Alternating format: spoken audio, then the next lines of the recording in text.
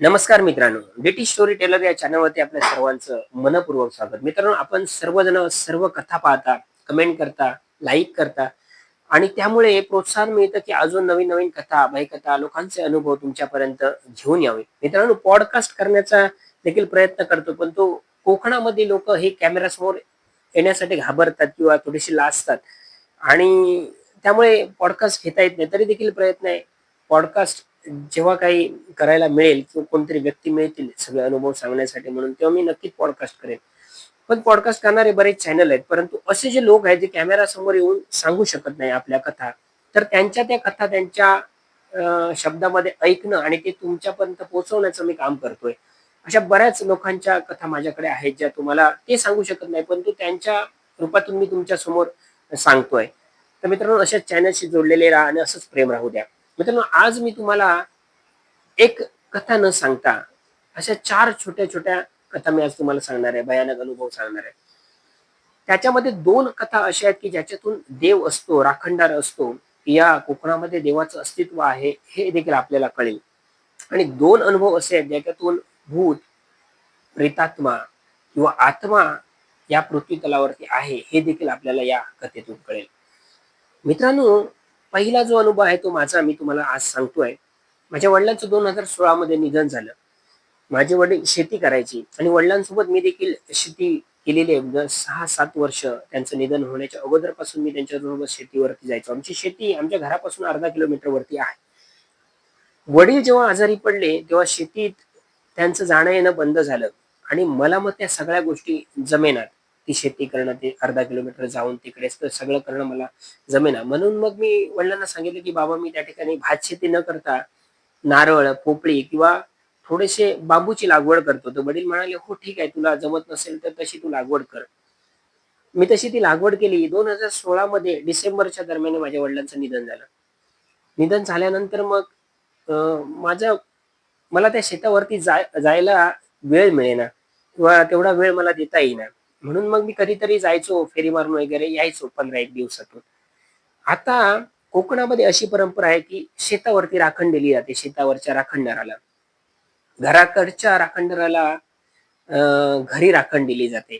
आता ही राखण म्हणजे काय असते? नारळ, कोंबडा, आंब्याची 5 पानं, दिवा वगैरे लावून, साखर ठेवून त्या राखणदाराला गाऱ्हाणं केलं जातं, की ह्या सगळ्या शेताचं तू रक्षण कर, ह्या पिकाचं रक्षण कर, या शेतावरती रोगराई यायला देऊ नकोस म्हणून.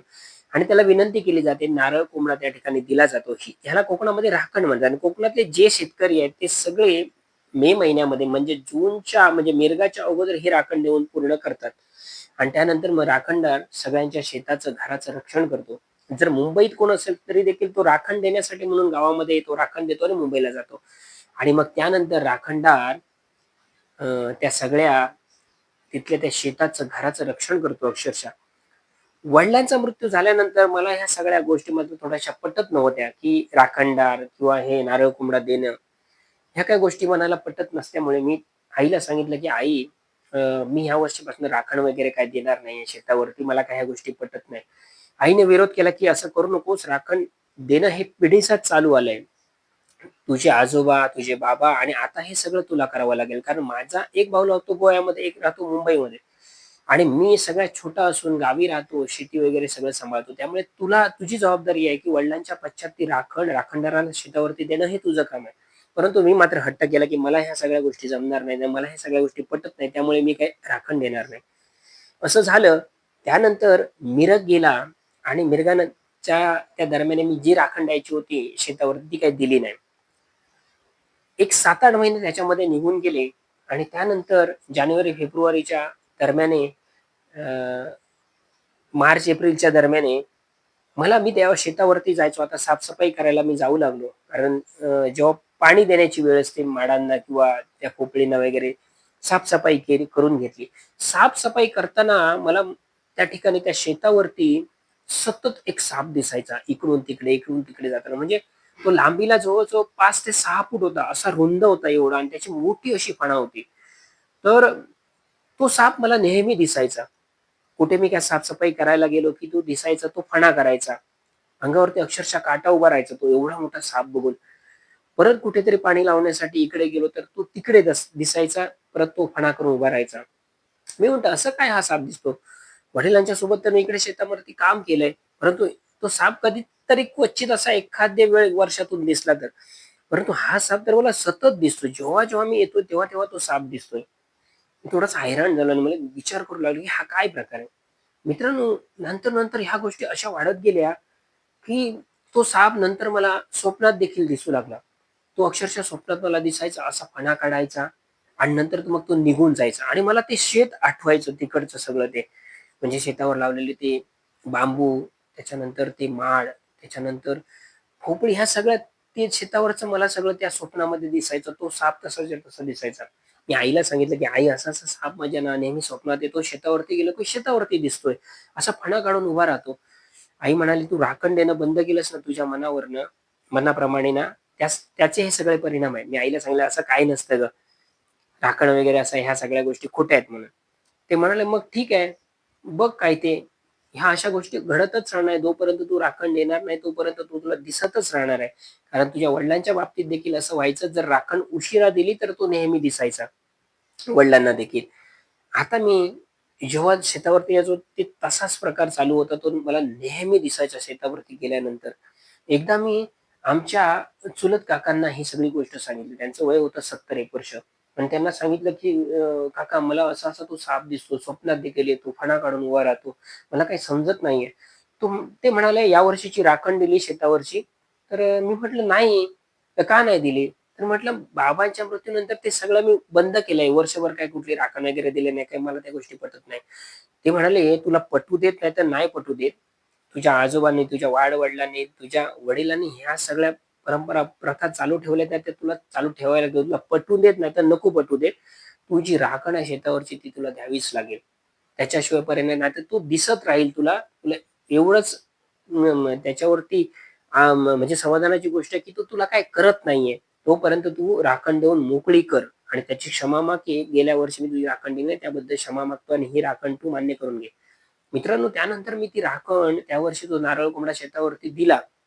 त्याचा प्रसाद त्या राखणदाराला दाखवला, त्याला गाऱ्हाणं केलं, की ह्या सगळ्या शेताचं रक्षण कर. या शेतावरती रोगराई काही यायला देऊ नकोस. अशी सगळी मी विनंती केली आणि त्याचं जे काही देणं होतं राखणदाराचं ते दिलं. आणि खरोखरच आश्चर्य झालं. त्या दिवसापासून स्वप्नात जो साप यायचा, फणा करून उभा राहायचा, तो दिसणं बंद झालं. शेतावरती जाऊ लागलो. शेतावरती देखील त्याचं दिसणं बंद झालं. तो कधीच दिसला नाही मला. आणि मग त्याच्यानंतर माझ्या मनाला पटलं, की राखणदार किंवा ह्या राखणदाराचं अस्तित्व कोकणामध्ये 100% आहे. आणि त्यानंतर म्हणजे 2017 पासून आजपर्यंत 2026 अं, आजपर्यंत मी ती राखण देणं हे दरवर्षी देतो. त्या राखणदाराने त्याला विनंती करतो, त्या सगळ्या शेताचं रक्षण कर, कुटुंबावरती तुझी कृपा नेहमी अशीच राहू दे म्हणून. आणि मित्रांनो, त्यानंतर मात्र कधीच माझ्या स्वप्नात देखील तो आला नाही साप आणि त्यानंतर शेतावरती देखील तो कधीच मला दिसला नाही. तर असा एक मी अनुभव घेतला होता त्या राखणदाराचा. तर हा होता माझा पहिला अनुभव. याच्यातून आपल्याला कळतं, की कोकणामध्ये राखणदार आहे, देवाचं अस्तित्व आहे आणि ते मानणाऱ्यांना ज्या लोकांची देवावरती श्रद्धा असते, जे देवाची भक्ती करतात मनापासून, त्यांना हा प्रत्यय 100% येतो. देवाचं अस्तित्व त्यांना जाणवतं. काही लोकांना जाणवत नाही. ते म्हणतात, की देव वगैरे असं काही नसतं म्हणून. तर मित्रांनो, हा होता पहिला अनुभव. दुसरा अनुभव आहे माझ्या मित्राच्या वडिलांच्या बाबतीमध्ये घडलेला 25 वर्षापूर्वी. माझा एक मित्र आहे कमलेश त्याचं नाव. त्याचे वडील हा अनुभव जो 25 वर्षापूर्वीचा आहे. त्याचे वडील मुंबईला कामाला होते आणि कमलेश, त्याची बहीण आणि त्याचे आजी-आजोबा आणि कमलेशची आई ही गावामध्ये राहायची. आता कमलेशचे जे वडील आहेत, ते चतुर्थीला कधी 8-10 दिवस सुट्टी घेऊन यायचे किंवा कधीतरी मे महिन्यामध्ये, कधीतरी दिवाळीमध्ये अशी सुट्टी घेऊन यायचे आणि गावी आपल्या मुलांसोबत, पत्नीसोबत वेळ घालवायचे.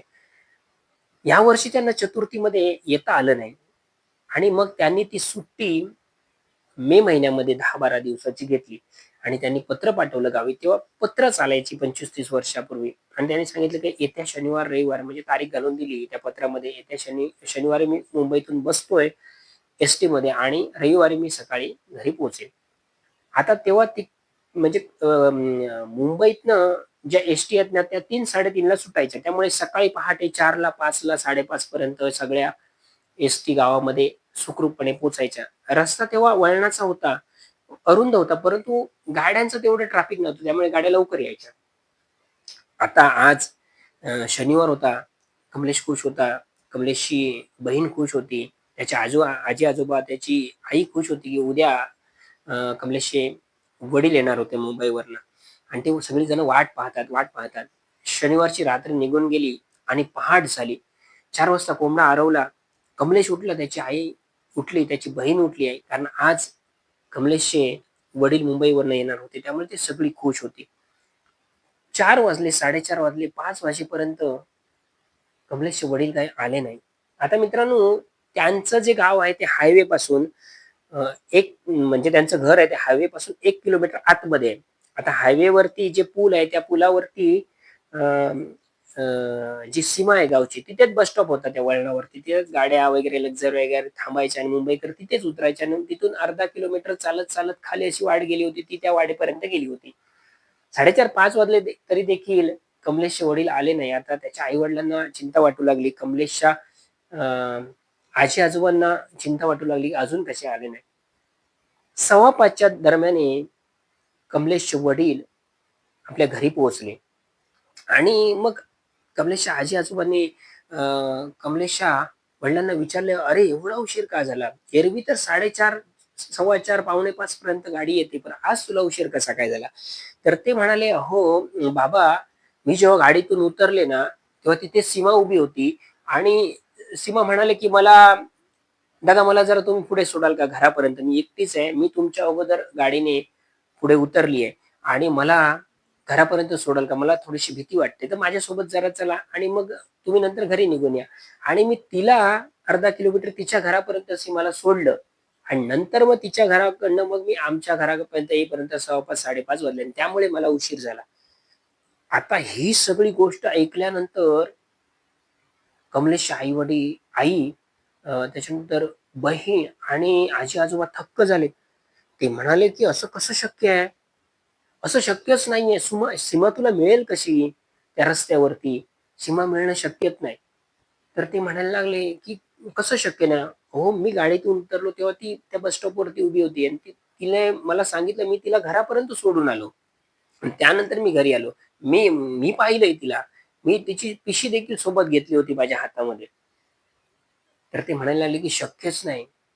असं होणं शक्यच नाही. ही अशक्य गोष्ट आहे म्हणून." तर कमलेशचे वडील म्हणाले, "अशक्य म्हणजे नक्की काय आहे ते तरी सांगा. मग खरी गोष्ट काय ती तुम्ही सांगा." तर कमलेशचे आजी-आजोबा कमलेशच्या वडिलांना म्हणाले, की "सीमाचं 10-12 दिवसापूर्वी निधन झालंय. त्यामुळे ती तुला कशी दिसेल त्या बस स्टॉपवरती?" आता मात्र कमलेशचे वडील जागच्या जागी बसले. कसं शक्य आहे म्हणजे अक्षरशः ती मला सापडली, तिची पिशवी घेऊन मी तिला घरापर्यंत सोडलं आणि तुम्ही म्हणताय तिचं 10-12 दिवसापूर्वी निधन झालं. आणि खरोखरच मित्रांनो, त्या सीमाचं 10-12 दिवसापूर्वी निधन झालं होतं आणि तिचा जो काही प्रेतात्मा आहे, तिचा जो आत्मा आहे, तिचं रूप घेऊन त्या बस स्टॉपवरती उभा होता आणि तो अक्षरशः कमलेशचे वडील तिला, त्या प्रेतात्म्याला तिच्या घरापर्यंत सोडून आले होते. कारण काही कारणास्तव तिचं काहीतरी निधन झालं होतं आणि सगळेच घरातले अवाक होते, की असं घडणं शक्यच नाही. ज्या व्यक्तीचा 10-12 दिवसापूर्वी मृत्यू झालाय आणि त्या व्यक्तीचा आत्मा तिच्या रूपामध्ये त्या बस स्टॉपवरती कसा उभा राहिला? आणि मित्रांनो, ते कमलेशचे वडील देखील खूप घाबरले. कारण ह्या सगळ्या गोष्टी ऐकल्यानंतर डोकं त्यांचं सुन्न झालं, की म्हणजे एका प्रेतात्म्याला आम्ही त्याच्या घरापर्यंत नेऊन सोडलं. मनामध्ये भीती निर्माण झाली. ते सगळं पहाटे सगळं घडलेला तो प्रसंग त्यांच्या डोळ्यासमोरून क्षणार्धात सगळा फिरून गेला. आणि मित्रांनो, असा एक भयानक अनुभव कमलेशच्या वडिलांनी घेतला होता. याच्यातून आपल्याला दिसतं, की प्रेतात्मा असतो आणि ही मित्रांनो 100% सत्य घटना आहे, जी आज मी तुम्हाला सांगितलेली आहे. मित्रांनो, यातून समजलं, की प्रेतात्मा असतो किंवा त्याच्या ज्या अतृप्त आत्मा असतात, जे अतृप्त आत्मा असतात ते आपल्या प्रिय व्यक्तीकडून, आपल्या कुटुंबातील व्यक्तीकडून जर पूर्ण करून त्याला घेता आले नाही, तर मग ते दुसऱ्या एखाद्या व्यक्तीचा सहारा घेतात आणि मग त्याच्याकडून त्यांच्या राहिलेल्या इच्छा कशा पूर्ण करून घेता येईल, यासाठी मग ते प्रयत्न असतात, हे सगळे प्रेतात्मे. तर मित्रांनो, ही दुसरी गोष्ट होती. तर मित्रांनो, तिसरी गोष्ट मी तुम्हाला आज सांगतो, की माझ्या सासऱ्यांचं निधन झालं 4 वर्षापूर्वी.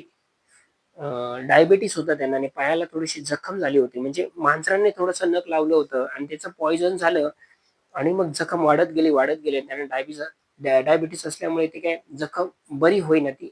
वाढत गेली, वाढत गेली. 1 महिना झाला होता. ट्रीटमेंट सुरू होती, सुरू होती, सुरू होती आणि त्यांना काही बरं वाटेना. त्याचं त्याने टेन्शन घेतलं, की मला आता बरं वाटणार नाही किंवा ह्या सगळ्या गँग्रीनमुळे मला माझा पाय वगैरे काढावा लागेल, असं त्यांनी मनात समज करून घेतला होता. आणि मग ह्या सगळ्या गोष्टीमुळे ते खचत गेले, खचत गेले, खचत गेले अक्षरशः आणि त्यांची तब्येत एकदम बारीक झाली आणि ते टेन्शनमध्ये असायचे. एके दिवशी दुपारी मला फोन आला, की माझ्या मिसेसचा, की बाबांचं असं-असं झालंय आणि ते काही बोलत नाहीयेत आणि ते अंथरुणावरती पडून आहेत आणि श्वासोच्छ्वास देखील त्यांचा ते घेत नाहीयेत म्हणून. तर मी कामावरनं आलो, घरी पोहोचलो. डायरेक्टच म्हणजे सासऱ्यांच्या घरी गेलो आणि पाहिलं तर खरोखरच त्यांचा त्याच्यामध्ये मृत्यू झाला होता. श्वासोच्छ्वास चालत नव्हता. अंग थंडगार पडलं होतं आणि मग मी डॉक्टरांना बोलावून घेतलं. डॉक्टरांनी तपासलं. त्यांना सांगितलं, की यांचा मृत्यू झालाय त्याच्यामध्ये. आणि मला एक मेहुणा देखील आहे. तो देखील होता तेव्हा घरी आणि मग सगळं शोकाकुल वातावरण घरामध्ये पसरलं. संध्याकाळी 8-9च्या दरम्यान त्यांच्यावरती अंत्यसंस्कार झाले. मी त्यांच्या घरी गेलो, मेव्हण्याला वगैरे घरी सोडलं आणि माझं घर त्यातून 1 किलोमीटर अंतरावरतीच आहे. मग मी माझ्या बायकोला घेऊन आम्ही घरी आलो. आणि म्हटलं दुसऱ्या दिवशी जाऊन परत विचारपूस करायची मेव्हण्याची किंवा सासूबाईंची. म्हणून मी सकाळी गेलो. सकाळी गेल्यानंतर माझी सासूबाई होती ना, ती ज्या खोलीमध्ये होती तिथे जाऊन मी तिची विचारपूस केली. तेव्हा ती म्हणाली, की "दिलीप, अ, रात्री ना मला स्वप्न पडलंय आणि स्वप्नामध्ये अ, म्हणजे त्यांचे मिस्टर आले, म्हणजे माझे सासरे आणि ते काय सांगायला लागले, माझं चप्पल राहिलंय, ते माझं चप्पल मला द्या." असं सांगायला लागले. तर मी त्या गोष्टीमधला विचार करू लागलो, म्हणजे असं कसं होईल? मी म्हटलं, ते सगळा प्रसंग घडलाय, त्यांचा मृत्यू झालाय. त्यामुळे त्या ताणामुळे कदाचित हिला ते स्वप्न वगैरे पडलं असेल म्हणून. मग मी परत घरी निघून आलो. दुसऱ्या दिवशी परत सकाळी गेलो. तेव्हा ती तेच सांगायला लागली, की "दिलीप, आज रात्री पुन्हा मला असं स्वप्न पडलं." म्हणजे माझी सासू सांगू लागली, की "ते माझ्या स्वप्नामध्ये येतायत आणि मला सांगतायत, की माझं चप्पल राहिलं तर माझं पाठवून द्या. माझं चप्पल राहिलं ते माझं पाठवून द्या." म्हणून. आता मात्र मी ते थोडंसं मनावरती घेतलं. मी म्हटलं, "खरोखरच त्यांचं चप्पल राहिलंय काय? कुठे बाहेर?" ते म्हणाले, की "हो, जे घरात ते चप्पल घालायचे ना, म्हणजे घरात सगळीकडे स्टाईल बसवली होती. त्या थंडपणाचा त्यांना त्रास व्हायचा म्हणून ते घरात चप्पल घालायचे आणि ते चप्पल त्यांचं त्यांच्या जो पलंग होता ना, त्याच्या खाली ठेवलेलं होतं. ती म्हणाली, सासूबाई म्हणाली, की "ते चप्पल त्यांच्या पलंगाखाली आहे ना, कदाचित ते चप्पल तिथे राहिल्यामुळे कदाचित त्यांचं ते जो आत्मा आहे, तो माझ्या स्वप्नामध्ये येतो आणि सांगतो, की माझं चप्पल मला द्या म्हणून." मी म्हटलं, "आणखी एक दिवस वाट बघूया. जर उद्या ही गोष्ट पुन्हा घडली, तुझ्या स्वप्नामध्ये येऊन त्यांनी सांगितलं ना, तर मग काहीतरी करावं लागेल आपल्याला म्हणून." आणि तिसऱ्याही दिवशी मित्रांनो, रात्री हीच घटना घडली. तिला स्वप्न पडलं सासूला आणि ते अक्षरशः स्वप्नामध्ये येऊन सांगत होते, "माझं चप्पल राहिलं ते फक्त पाठवून द्या. मला माझं चप्पल पाहिजे." तिसऱ्या दिवशी जेव्हा मी घरी गेलो, तेव्हा मी माझ्या बायकोला घेऊन गेलो आणि त्यांच्यासमोरच हे सगळं त्यांनी मला सांगितलं, की असं-असं ते स्वप्नामध्ये येऊन सांगतात, "माझं चप्पल मला परत द्या. माझं चप्पल मला पाठवून द्या." म्हणून. मग मी माझ्या मेहुण्याला घेतलं आणि त्यांचं चप्पल ते एका पिशवीमध्ये आम्ही भरलं आणि ज्या ठिकाणी आमची स्मशानभूमी आहे, जिथे ती राख आम्ही विसर्जित केली होती बाजूला, त्या स्मशानभूमीच्या बाजूला असलेल्या नदीमध्ये. तर तिथे मग ते चप्पल आम्ही त्या वाहत्या नदीच्या प्रवाहामध्ये सोडलं अक्षरशः आणि तिथे हात जोडून फक्त आम्ही असंच म्हटलं, की "तुमचं जे चप्पल राहिलं होतं आणि जे तुम्हाला पाहिजे होतं ना, ते आम्ही तुमचं चप्पल या ठिकाणी ठेवलेलं आहे. त्या प्रवाहामध्ये सोडलेलं आहे, ते ते तुमचं चप्पल घ्या."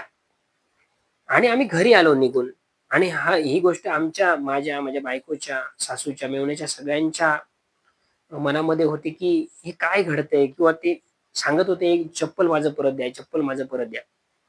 4थी रात्र होती. 4थ्या रात्री मात्र माझ्या सासूच्या स्वप्नामध्ये माझे सासरे आले नाहीत. त्यांनी सांगितलं नाही, काही नाही, काही नाही. त्या दिवशी तिला शांत झोप लागली. त्यानंतर पुढचे जे दिवस होते तेव्हा कधीच तिला परत स्वप्नात ते आले नाही आणि त्यांनी माझं चप्पल मला परत द्या म्हणून सांगितलं नाही. ते चप्पल आम्ही त्या प्रवाहामध्ये सोडलं होतं. त्यांना विनंती केली होती, "हे चप्पल तुमचं तुम्ही परत घ्या" म्हणून. आणि त्यानंतर मग असा प्रकार घडला नाही. यातून ही 100% सत्य घटना आहे मित्रांनो. मी स्वामी समर्थांची भक्ती करतो आणि तुम्हाला त्यांची शपथ घेऊन सांगतो स्वामींची, ही 100% घटना सत्य आहे. असं झालं होतं आणि त्यानंतर माझ्या सासूला कोणताही त्याच्यानंतर त्यांनी सांगितलं नाही स्वप्नात येऊन, की माझं चप्पल परत द्या आणि नंतर सगळ्या गोष्टी नॉर्मल झाल्या. मित्रांनो, हा होता तिसरा अनुभव.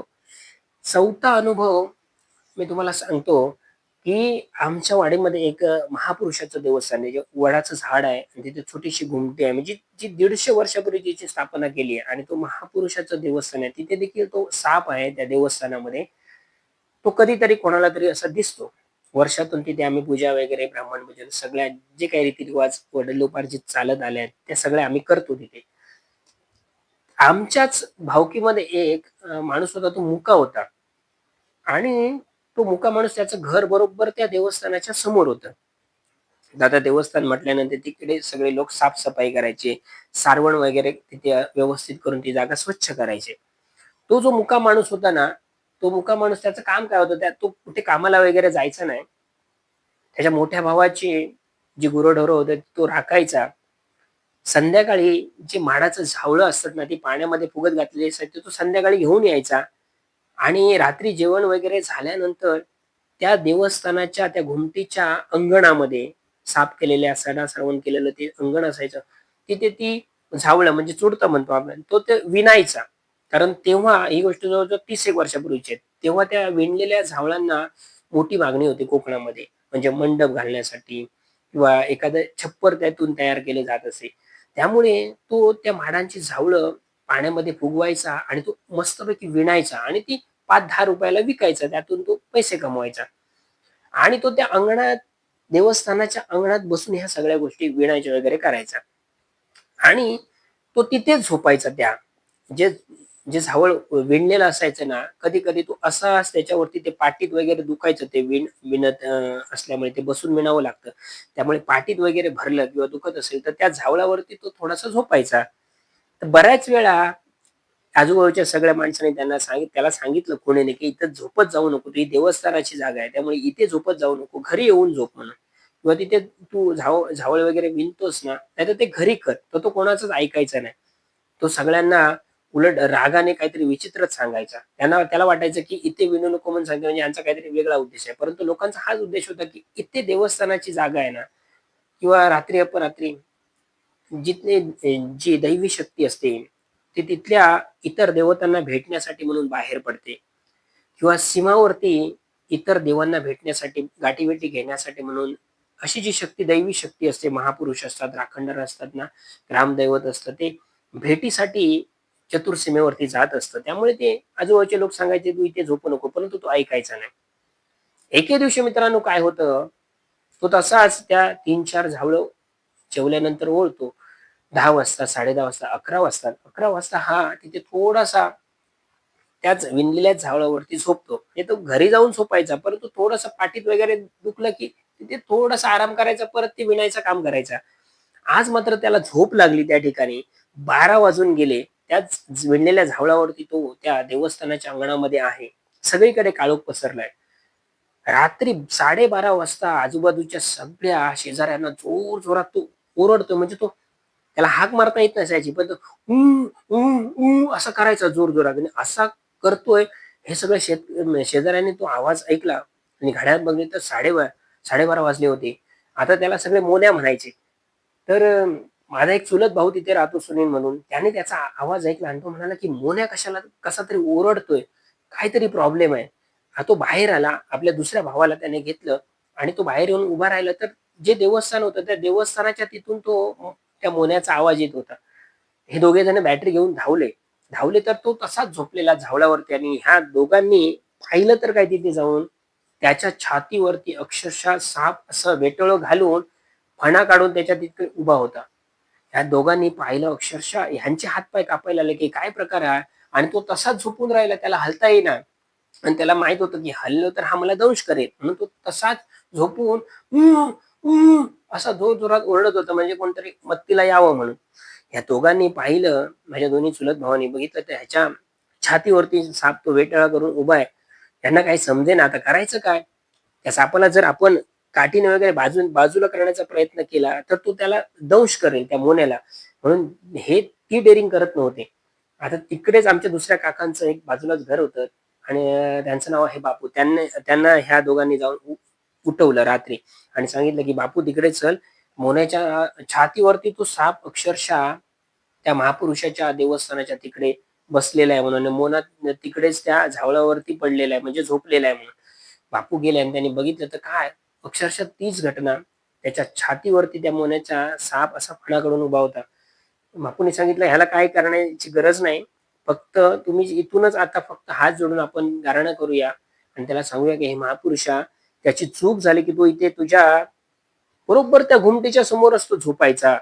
असं झावळं वगैरे विणून झाली तर. "ह्याला माफ कर. आम्ही ह्याला सांगण्याचा प्रयत्न केला, पण हा ऐकत नाही. आपलं ते खरं करतो.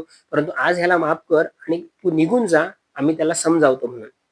आणि असं ह्या तिघांनी हात जोडून गारानं त्या महापुरुषाच्या घुमटी होती ना तिकडे, ते देवस्थान तिकडे हात जोडून अशी प्रार्थना केल्यानंतर एक 2-4 मिनिटांनी तो साप आपणच असा छातीवरनं खाली उतरला आणि ते वडाचं झाड होतं, झाडाझुडपं तिथून निघून गेला. आणि ह्याला दोघांनी उठवलं आणि एक सणसणीत कानाखाली ओढली आणि त्याला त्या खुणेने सांगितलं, की "तुला इथे सांगितलं होतं ना झोपू नकोस म्हणून, तरी तू झोपला."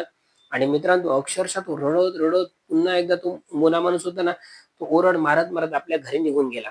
आणि त्याच्यानंतर मग तो त्याने तिथे झावळं विणण्याचं देखील बंद करून टाकलं. तो आपल्या घराच्या अंगणामध्ये झावळं विणू लागला आणि त्यानंतर मग कधीच तो त्या देवस्थानाकडे ती झावळं विणण्यासाठी रात्रीचा आला नाही.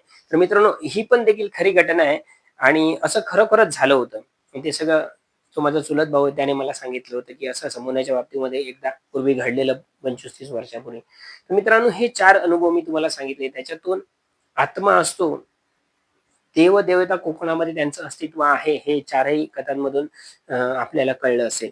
तुमचे काही असे अनुभव असतील तर कमेंट बॉक्समध्ये कमेंट करून सांगा. आजचे हे 4ही अनुभव तुम्हाला कसे वाटले, ते देखील कमेंट बॉक्समध्ये कमेंट करून सांगा. कथेला लाईक करा आणि चॅनल मित्रमंडळींपर्यंत शेअर करा. म्हणजे अशा भयानक गोष्टी, भुताटकीच्या गोष्टी, प्रेतात्मा किंवा देवदेवतांच्या गोष्टी ज्यांना आवडतात त्यांना सगळ्यांना या चॅनलवरती वेगवेगळे अनुभव, वेगवेगळ्या लोकांचे अनुभव पाहता येतील, ऐकता येतील.